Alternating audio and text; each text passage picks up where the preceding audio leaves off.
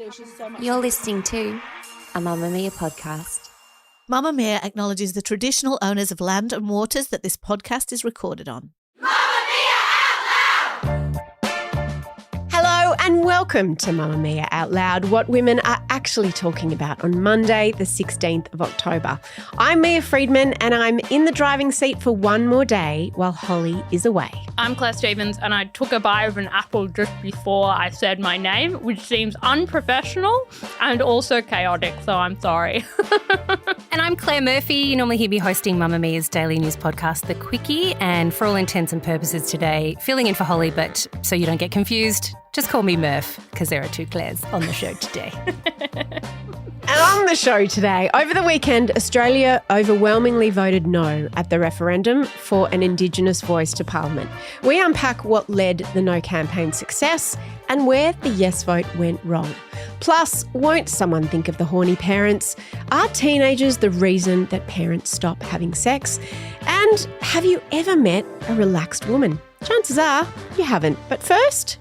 In case you missed it, do you feel just a little bit meh? Maybe you have for weeks or even months, or maybe it feels like everyone around you just isn't quite feeling 100%.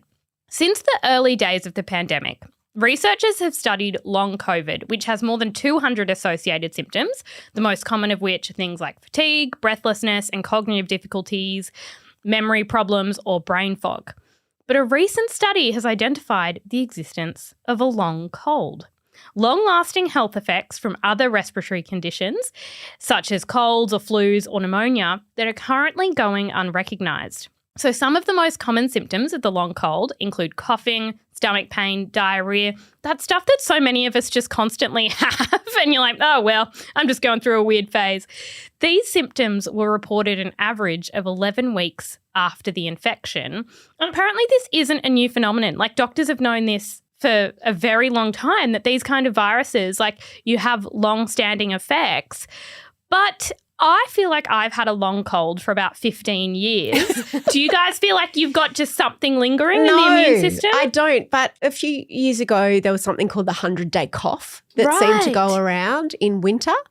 I don't get a lot of colds. Claire? I have a banging immune system, just quietly. Ugh. I get over stuff super quick. For example, when I did get COVID, on the Thursday, I had COVID so bad I thought I needed to go to hospital. And then on Friday, it was like I'd never had COVID. Like, that's how quickly I can get over things. Oh, so sorry to be braggy. Do you think as that's heck, because you don't work in an office? I don't work in the office generally, so that does help. Yeah, so I don't come into contact with a huge amount of people. I also live in regional Australia where there's less people, so I'm desperately lonely, but my immune system is amazing. This moment of disagreement does not define us, and it will not divide us. We are not yes voters or no voters. We are all Australians, and it is as Australians together that we must take our country beyond this debate without forgetting why we had it in the first place. At all times in this debate, I've levelled my criticism at what I consider to have been a bad idea, to divide Australians based on their heritage or the time at which they came to our country. The Coalition, like all Australians, wants to see Indigenous disadvantage addressed. We just disagree on the voice being the solution. This is a very sad moment in the country's history. I think it will be at least 2 generations before Australians are capable of putting their colonial hatreds behind them and acknowledging that we exist. Firstly, I want to thank the Australian people for believing in our nation, in our great nation, in the goodwill of this country, and understanding that the vast majority of Australians want what's best for each and every one of us, including our most marginalised Indigenous Australians. There's a call for a week of, reflection and silence, and that we will respect that, because I've been in the positions where we've lost things and where you put your heart and soul into it, and it's tough when you don't come out with that victory. So we'll respect that, and then we'll sit down and have those conversations. Those voices you just heard are a collective of people who were responding to the Voice to Parliament referendum on Saturday night, politicians and activists who were either elated over the decision or deflated over the no result. Let's have a look at where we're at on the Monday after a referendum where we decidedly said no to an Indigenous Voice to Parliament. This is a really tricky space to live in at the minute because in the lead up to that referendum, there was a lot going on. There was a lot being said. A lot of it started to get quite nasty, racist, no camps versus yes camps. And speaking of dividing the nation, this referendum definitely did that, but not in the way that we were being told that it was going to divide us. On the other side of it, you've got yes voters who are very disappointed and you've got no voters who are relieved. And I say this from a place of understanding because at the last referendum I was 21, old enough to vote. This was for the Republic and to put a preamble in the Constitution recognising First Nations peoples. And I'm sad to say that I voted no back then. I'm so surprised to hear that, Claire. As many people are. And it's because at the time the Scare campaign was very successful, as it has been this time around. I was a yes voter, but then when I was told the model that this republic would look like, and this is the reason why we were allowing Parliament to create this model of the voice after we agreed to it or not, was because in the last referendum we got given a model that we hated. So we went, we don't trust the government, the same way we're saying we don't trust the government now. So on the day after that referendum, when the no result came back, I felt like we dodged a bullet. I felt like we had stopped the country from potentially becoming something that we didn't want. And I felt really justified in my no vote. And I felt like people would understand, given time, what we'd done to help save Australia from itself. That's not the case in this case. I definitely regret saying no back then. I don't get to choose the Prime Minister. I wouldn't have cared who picks the president or whichever model we would have ended up with in the end. The only thing that would have changed would have been that we would no longer be a colonial outpost to Britain. That would have been the only real difference. And First Nations people would have been recognised in the Constitution.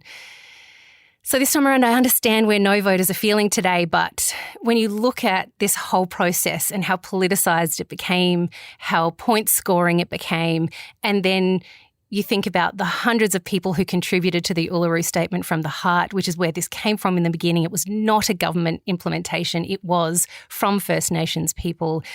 And then when you look at how First Nations voters voted, overwhelmingly yes, including the family and the region where Jacinta Nempinjinga Price comes from. She's a prominent no campaigner, but her community even voted majority yes. So it should come back to First Nations people where this discussion started and where it should have stayed. It should have stayed out of all of this governmental bullshit, excuse my French. Because when Albanese 18 months ago or so said, I'm going to do this, we were a majority support of it. And then it took 18 months for the No campaign to undo that. And it's really disappointing. How do you guys feel about it today? I wanted to just talk about that for a moment because when it was first announced, when Albanese became our Prime Minister, I begin by acknowledging the traditional owners of the land on which we meet. I pay my respect to their elders, past, present and emerging, and on behalf of the Australian Labor Party, I commit to the Uluru Statement from the Heart in full. And support for it was really, really high. It was something around 70%. Now, by the end of this campaign, which finished on Saturday, it had almost halved. So I want to ask the question, which we won't be able to answer definitively, but what did the No campaign do right and where did the Yes campaign go wrong? Because a lot of Australians started as yes and moved over to no. So what changed, Claire, do you think? So I've been reading a lot of analysis about this because I am fascinated by it. And my initial reaction, I was so emotional on Saturday night. I think I was emotional at how quickly we knew the result, that voting hadn't even closed in Western Australia and we knew that it was going to be a no. I was so emotional about the fact that my state voted no. And the first conversations the people around me were having was, where did the Yes campaign go wrong. And I was really frustrated by that because I felt like it was victim blaming to some extent. I was sort of thinking, well, why are we holding the Yes campaign to some impossible standard where we were meant to communicate in some impossible way that I can't imagine how we could have done it, and yet the No campaign spread mis and disinformation, and we're not interrogating that. It didn't only, and I think it's also important to say that we know that there are outlouders who voted yes and who voted no. And I think that one of the problems was that parts of the Yes campaign tried to make it seem like everyone who was voting no was racist. Yeah. And I don't think that's fair, and I don't think that's true.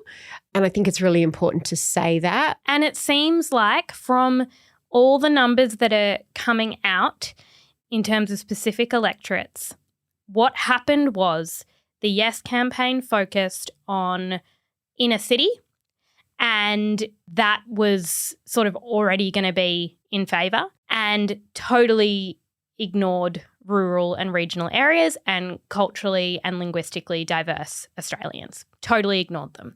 And there's really interesting research that shows the amount of people who are not living in cities who in the lead up to the referendum did not know there was a referendum, did not know what they were being asked.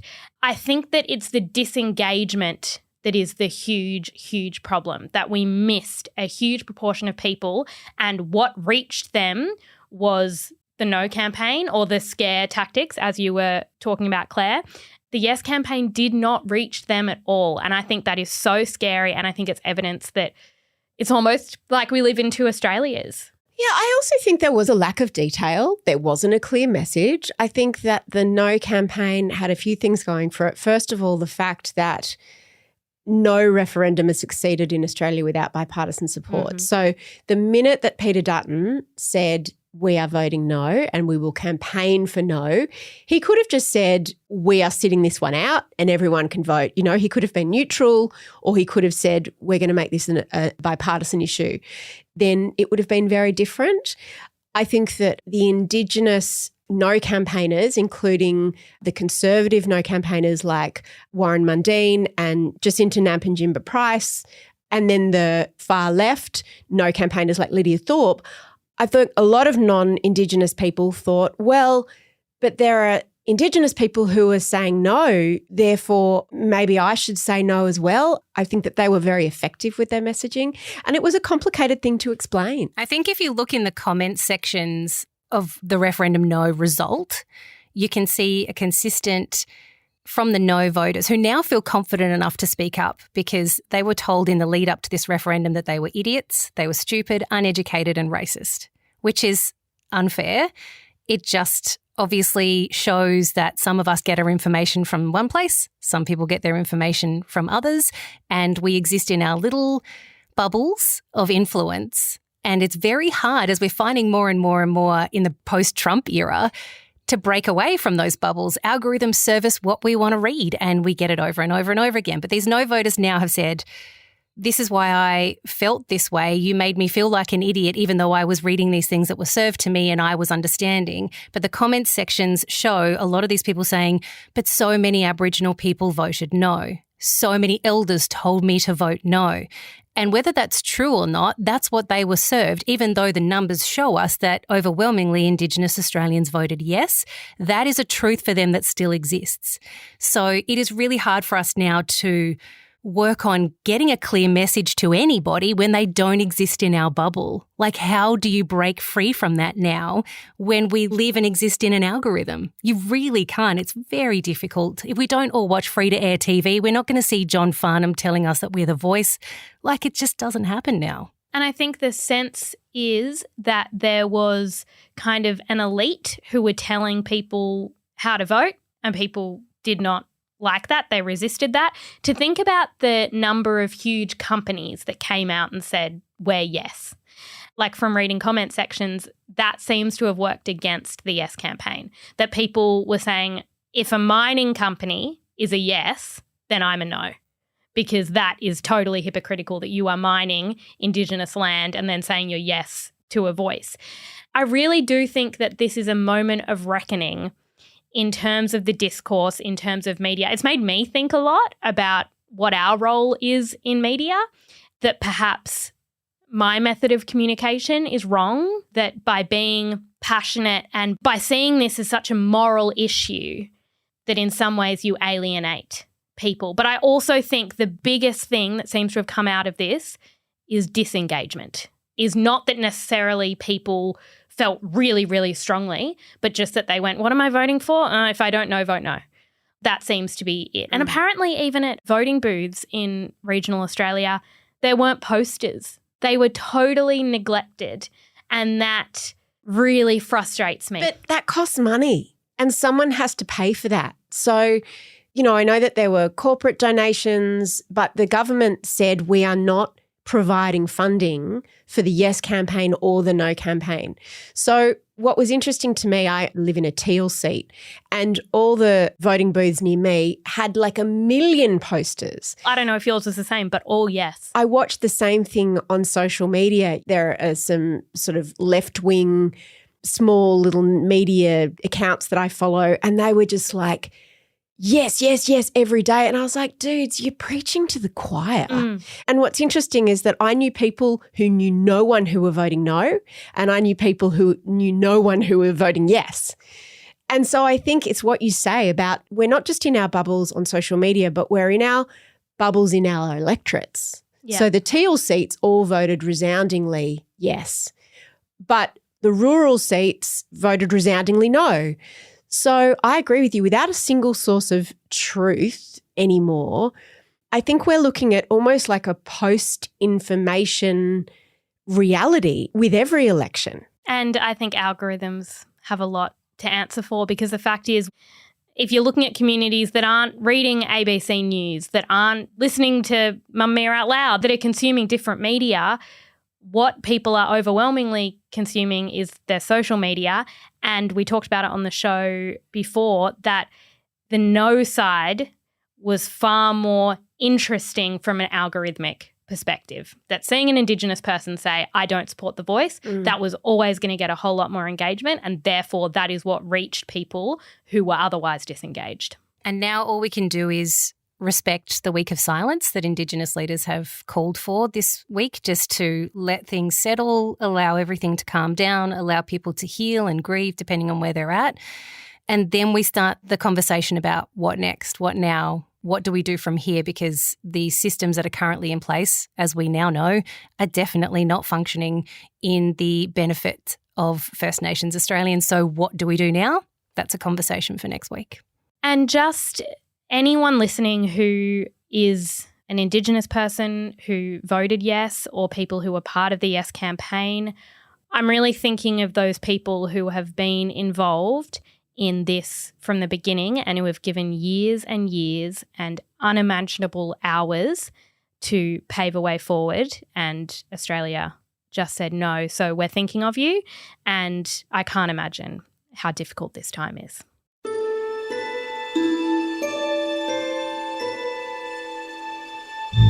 Mamamia out loud! Come on. Let's talk about sex, baby. Let's talk about you and me. Let's talk about How are the parents of teenagers ever meant to have sex again? That was the headline of an article in New York Mag this week that has many people nodding their heads off. Elizabeth Passarella is 46 years old. She's been married to her husband for 18 years. They have 3 kids and they still enjoy having sex with each other. However, this is increasingly impossible. She writes, at 10 p.m, an hour where my husband and I used to be alone, we now have company. If we are on the couch, our teenager is standing 2 feet from our faces, blocking the TV, telling us a story of something that happened at soccer practice, or complaining about homework. If we are in the kitchen, she's in the doorway. If we are in bed, she's at the foot of it. Occasionally, her younger brother, a tween, nipping at the heels of her later bedtime, is also up. It's as if, upon sensing that their parents might like to be alone, they decide it is the ideal time to discuss what holiday camp they'd like to attend 9 months from now. More than once in the past month, I've fallen asleep before my teen, sometimes when she is in mid-sentence. And while yes, it's so nice that she enjoys our company, I just want to know when I'm supposed to have sex. I love this story. She writes just so brilliantly about how when your kids are little, it's hectic, but they go to bed. So you have your evenings to yourself if you want to have special cuddles. These days, not only do you lose that window, but if you have teenagers, there's every chance that they might have their boyfriend or girlfriend staying over. So they might be the only ones having sex under your roof, something that I know some people struggle with. So should parents of teenagers just give up and pass the sex baton onto their horny teenagers and just try to get some sleep instead? Claire Murphy. I am so uncomfortable with this conversation, talking about parents having sex. I know that I shouldn't care. I know that it shouldn't bother me. But every pop culture reference I've ever been exposed to in my entire life has told me that thinking about your parents having sex is the most disgusting thing in the entire world, and it should make me want to throw up. Come on, we're going to get some whipped cream on those Tetons. Come back in the morning, Tootsie Roll. Nice. Hey, you see the cowboy hat on the door? Cowboy hat is off the door. So the thought about my parents getting jiggy with it is almost too much for me to even think about. Like, I have to block any visual that might try and make its way into my brain, right? But of course, it's happened when I was a teenager living in my parents' house. I've overheard things. I've seen things. They're still traumatic. Burn into my brain now. And so you don't want to pass that legacy on to your own children, right? You don't want to be the image burnt into their brains when they're 40-something years old, right? But this is the thing now. Back in my day, and this makes me sound very old, my parents would never have allowed me to have a boyfriend stay over. Like, never. I couldn't even get the question out before I was told that was inappropriate. So I feel like parenting has changed so much now, and maybe this is a knock-on of the helicopter parenting generation where we want to make sure our kids are safe at all times, and so having them experience their life under your own roof is a better idea than thinking they're doing it in the back of a car down an alley somewhere, you know, and you're also providing them with their pill or condom or whatever it is that's going to keep them safe. Like, I understand that, I really do, but it's like at that crossroad between you and your teen having sex at the same time, potentially in the same building, which feels all kinds of ick. Where do you start and stop the information passing between the two? Well, maybe you just have everyone goes to their room at 9 o'clock. What? So in your brain you can go, oh, that's when my parents have sex. Gross. Okay, I have always thought, and I wonder if this is a thing, you know, when you overhear somebody having sex, anyone, your parents, the people who live upstairs, a friend when you're away, whatever, there's something viscerally, genuinely quite traumatic about it. What is that? I wonder, is there an evolutionary reason why we're so triggered? I remember if I ever heard stuff when I was a kid, I felt scared.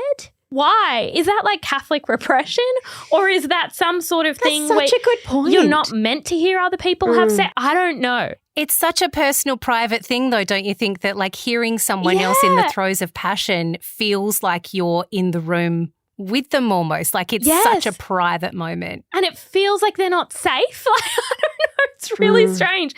But when I read this story, the thing I did think was, I loved it. I loved the tone of it, that she's like, excuse me, my teenager is lingering around. And the kind of imagery of this teenager who is so naive and so selfish. This teenager has not for a second considered that her parents might actually want some time to themselves because they're like, because her parents to her aren't even human yet. She's a teenager. She hasn't recognised them as actual people yet. She's like, sorry, what could be more interesting than me talking to you right now? I reckon the best thing you could do is communicate and actually say, hey, at this time, we're going to have some time to ourselves. And I think what you were saying, Claire, about how we sort of live in this helicopter era where we're providing contraception, we're talking to kids more about sex, probably the best way to do that is role modelling it and saying, Mum and Dad need some private time, and you kind of have to respect that. Can I role model to you what my teenage person would do if my mum and dad said to me, At 9 o'clock, we're closing the door and Mummy and Daddy are having some special cuddle time.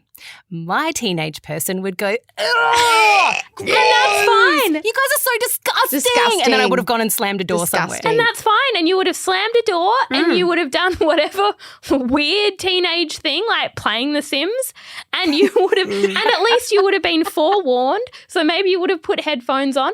The other thing is that this writer specifically lives in New York and so lives in an apartment where her daughter's room is like the next door over. And I thought, oh, that's so true actually, that when you don't live in the city, you might have a bigger place where your parents are upstairs or whatever, so you have a little bit of privacy. I'm living in an apartment. I don't know if I'll ever not live in an apartment. I don't know how it's going to be possible to have any privacy between your kid and you. But I do reckon that communication and saying this is how relationships work, mummies and daddies need private time, I think it's probably You're for so the deluded. best. I love it. Oh, yeah, because I also think too, like the whole time I'd be having sexy times with my husband, in my brain would be like, my child knows I'm doing this right now. That's why like, it would just be so off-putting. Well, that's why parents learn to have sex quickly in the bathroom. Yeah. Oh, God. See, I don't want to know that. Because, you know, helicopter parents make helicopter children. And this is something that I always have pointed out to people because I know what it feels like. When you always hover over them, they firstly feel like they've just got the right to hover back. So you can't then just go, okay, well, my work is done now. I'm just going to stop hovering so that I can go have, you know, some sexy time. They're just like, oh, I want to chat with mum, or where's dad? I want to tell him about my day. And then, of course, it gets even more awkward if you are not living with the co-parent of your child and you might be dating. That's a whole other level of things. Like if you've got teenagers in your house. Yeah, but then don't you get to give your kids off to your co-parent for a weekend and then you get actual time to yourself? There might not be another parent to take the kids on the weekend. So I think that if you're a single parent or a divorced parent, then your identity as a person who might have a sexual relationship is a bit more in their face. So I wonder if they give you a little bit more leeway and don't come and just sit on the end of your bed. But even if it's just not the sex, you just have no time. And particularly if you've got children who span a wide age gap. I mean, I've got an 11-year gap between my eldest and my youngest. So it was like the young ones are awake early in the morning, the older ones are awake at night. So you literally have no time. I loved what this woman said also about it's sex, but it's also having conversations you don't necessarily want your teenager to overhear. Oh, yeah. If you want to share some gossip or you want to do some bitching and you don't want your teen to be spreading that. Whereas I think in my family, my parents were like, oh, the kids are just always here, so everything is a free-for-all. Everyone knows everything. Like, I loved knowing all the gossip, but I do think in hindsight, I'm like, oh, maybe it would have been nice to give mum and dad a little bit of time. Then you might have had more siblings. Yeah.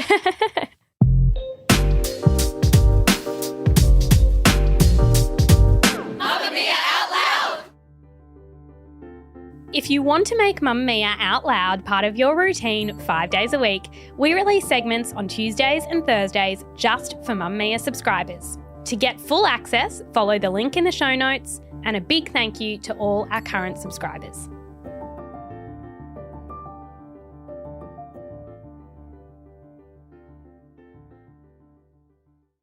I just feel like I'm excited and I feel relaxed and I'm ready to party with the best of them. Recently, a few of us stumbled across a post on Instagram that we couldn't stop thinking about. It was written and shared by psychologist Nicola Jane Hobbs, who runs coaching and workshops aimed at helping women relax. Her business, The Relaxed Woman, is focused on letting our bodies and brains know we're safe enough to relax and that we're worthy enough to relax. In her viral Instagram post, she writes, "Growing up, I never knew a relaxed woman. Successful women, yes. Productive women, plenty. Anxious and afraid and apologetic women, heaps of them. But relaxed women, at ease women, women who aren't afraid to take up space in the world, women who prioritise rest and pleasure and play, women who give themselves unconditional permission to relax without guilt, without apology, without feeling like they need to earn it. I'm not sure I've ever met a woman like that, but I would like to become one. I would like us all to become one." This has resonated with hundreds of thousands of women, including Mamamia writer Nicole Madigan, who wrote about it on the site. She wrote, "I genuinely couldn't remember the last time I truly felt relaxed, or in fact, the last time I even tried to relax. Heck, I can't even get through half an hour of exercise without feeling like I should be doing 20 other more important things and usually stop midway to do something for someone." The more I thought about this, the more I realised I personally know very few relaxed women. And it made me angry because it made me frustrated that I think when you're not relaxed, you put that pressure to be in the same state of high anxiety and high stress on the women around you.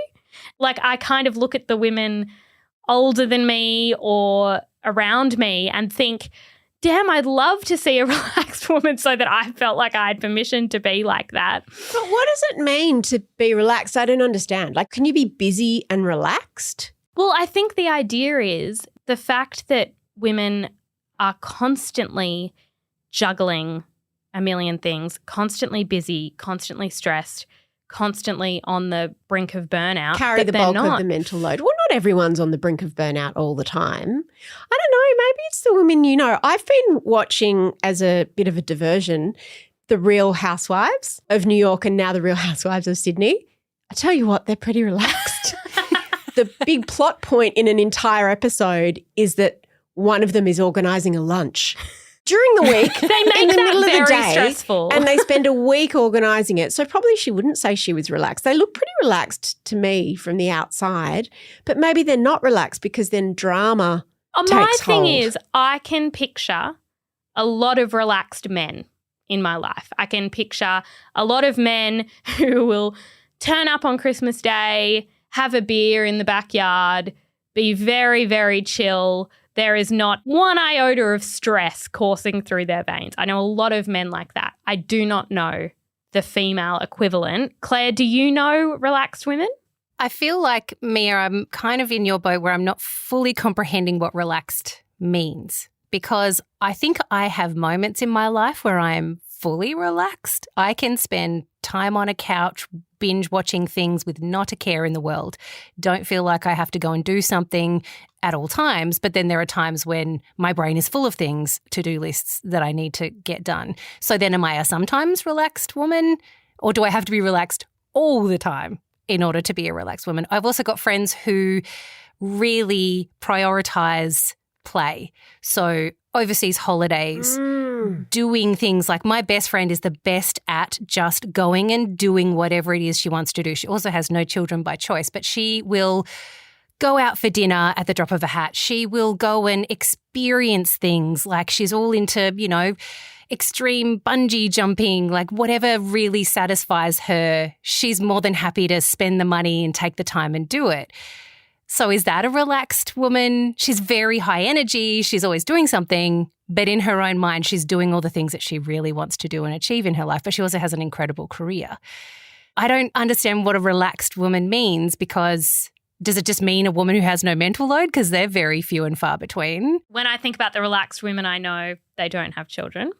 It's like a different energy that I'm so envious of. But I don't think it's just that. I think there are so many women who are constantly anxious, constantly striving, constantly ambitious and trying to do a million things. And when you look at the, I guess, benchmark of what a woman is meant to be, I don't think relaxed is one of the things we think about. Someone I follow on Instagram, an old friend, posted a picture of herself last week on the beach, like on a Wednesday at 11 o'clock. And she said, I never liked hustle culture and hustle culture never liked me. Now, she runs her own small business, but it's an online business, so she can choose her own adventure. She's a single mum. Her 2 kids are older and they've got their dad in their life as well, so she obviously gets some time. My reaction to it was the most interesting thing to me, because when I saw that post, I was like, oh, I'd just be too ashamed. Like, I thought it was really defiant of her to say, I'm just on the beach at 11 o'clock and to me this is goals, because I cannot relax to my detriment. So I think that she's probably at one extreme, that she is a relaxed woman, and then I'm at the other, in that I cannot relax and it's exhausting because I don't know how. I always need to have something to do, and I've worked out that my relaxation is actually being busy, but being busy doing things that I am enjoying, like what you said, Murph. When you're busy doing things you are resentful about or that you don't want to do or that you don't enjoy, you can't do that and be relaxed. You know, for example, if you're on holiday and you're sightseeing, I mean, it won't necessarily be a relaxing day as you're queuing up for this or looking at your map and walking around, but it won't be stressful. I think so many of us have internalized the idea that women are meant to be martyrs and women are meant to care for everybody around us. So the idea of being relaxed becomes— feel like you're stealing time. Yes, and becomes synonymous with being lazy. Yes. And there are so many women who have so many caring responsibilities that it is not possible to put themselves first. And I sometimes feel like busyness is a competition. I say this women, but it's also among men, that this kind of like hustle culture, being busy, never being able to switch off, all of that is a competition. And the idea of slowing down or even having less ambition is very stigmatized. Do you know what? I've had this conversation with my husband literally yesterday, because he was telling me he sees qualities in me where he's like, you could manage a team, you could climb the corporate ladder. Like, because I'd had a struggle with something work-related, and he was like, oh, well, if you were in charge, you could have made sure that that didn't happen. And then I see him go off and take 24 phone calls as he's running his own business. And then he comes back and he goes, oh, you should definitely focus on this. And I'm like, I don't think you understand where I'm at in my life. I do not want any more responsibility in my life than I already have. I do not want to be responsible for other people or their jobs. I don't want to have to tell people what to do. I already tell my whole family what to do. I don't need that in my professional life also. I'm very happy with what I do. I love my job. I love the aspects of my job that keep me very happy. If I move in this direction up the corporate ladder, I lose all the parts of my job that I like the most. So it's like I have to keep justifying to people around me why I don't want to be more successful than I already am. Like when people earlier in my career were saying, why don't you move into TV? And I'm like, you serious? The one TV gig I had letter upon letter about people who hated my hair. Like, why do I want that in my life? It's an ambition for so many people, but I've had to justify every step of the way as to why I don't want to be that level of successful in my life. So I feel like there's this expectation of women to be more, do more, be bigger, have more things, do all the things, have it all, whatever it might be. But we have to be more comfortable with us saying, I don't want more. I don't want that higher level. It's not just about career though. Like if you've got a young family, or if you've got caring responsibilities for a parent or a partner, or if you've got mental health issues or chronic health issues or acute health issues, relaxation's not an option. Like it's just not, because you are in fight or flight, sometimes for a short period of time, sometimes for years or even decades. So I think that being a relaxed woman is perhaps a goal, but it's also a luxury, surely. But I wonder if like you can prioritize it in a way that women aren't used to prioritizing it. And there was one comment on this post I thought was really interesting. There was somebody who wrote, I try to be that relaxed woman, but there are like 50 other women in my head tearing me apart for it. It's a fight. Like I don't want to make it about women, because exactly what you just said, Claire, sometimes it's the men in your life. My dad, like every time we have a conversation, he's like, why aren't you a lawyer? And I'm like, what? What? It's like, why didn't you do the absolute hardest thing? And it's like, 'cause I didn't bloody want to and I wouldn't have enjoyed it. So I think that it's this social thing. And I guess that's where my tension is around this concept. Are we setting women up to meet impossible standards and then getting annoyed that they're not more relaxed? Yes. Like that's how I feel a little bit, that it's like Yes. society is going to tell you should do it all, you should be everything, you should be ambitious, you should have a family, you should do all these things. And then by the way, why are you not relaxed and doing yoga? You are spot on. And I think relaxed is the new work-life balance. Now it's another thing for women to beat themselves up about because they're not relaxed enough. Exactly. Out louders, are you relaxed? Do you know anyone who's relaxed? What does it even mean?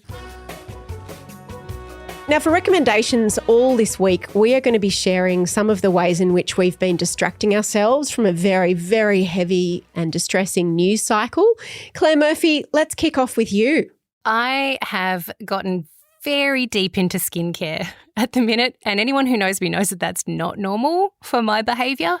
I tend to do the very bare minimum. But I've been following this guy on TikTok, and I'll need to get his name. Maybe we'll pop it in the show notes because I couldn't find him before we sat down to record this.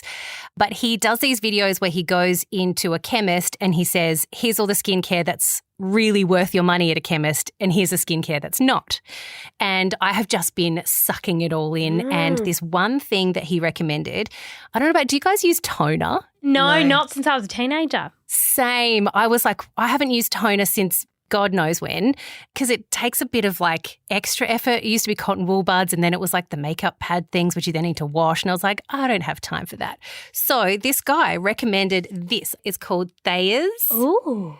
And it is a facial mist, witch hazel, and you just spray it on your face. And it's toner. It's a toner. So after you cleanse, you spray, and I got the rose petal version, but there's one that's unscented.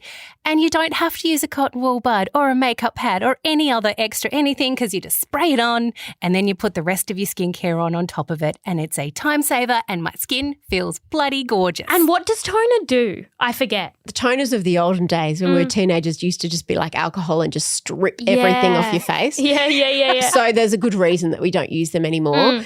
I don't use a toner because it's kind of a bit of an unnecessary step, but he's not wrong about having a spray. After you cleanse, you should never put your skincare on really dry skin.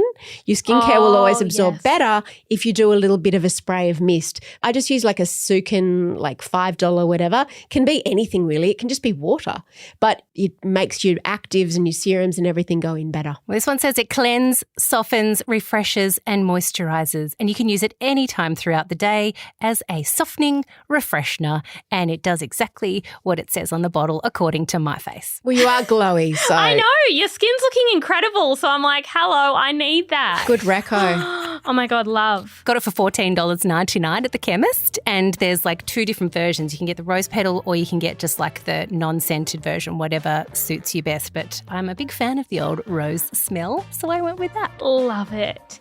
If you're looking for something else to listen to, on last week's Subscribe episode, Holly, Mia and I discussed Victoria and David Beckham's very tight family unit and how we feel about it. Because Mia and I feel like our families are highly enmeshed and quite similar to the Beckhams. Yeah. Holly doesn't like it. She thinks it's weird. She thinks it's unnatural. She thinks it's weird. Speaking of distraction, I think the Beckham documentary has really got the world's population through the last week. So honestly, kudos I've watched to them. it twice. I went back last week when the news was just, I mean, it's still so terrible, but I just literally went back and soothed myself by watching it again. Even all the soccer bits I didn't fast forward through. Do you know what I didn't realise? Like, yes, I realised David Beckham is an incredibly attractive man who plays very good football, but did you watch that man clean up after himself? So sexy. Very tidy man. So sexy. Thank you, Outlouders, for listening to Australia's #1 news and pop culture show. That's us. This episode was produced by Emeline Gazilas. The assistant producer is Tahli Blackman, and there is audio production by Leah Porges. We'll see you tomorrow. Bye. Bye. Bye. Shout out to any Mamamia subscribers listening. If you love the show and want to support us, subscribing to Mamamia is the best way to do so. There's a link in the episode description.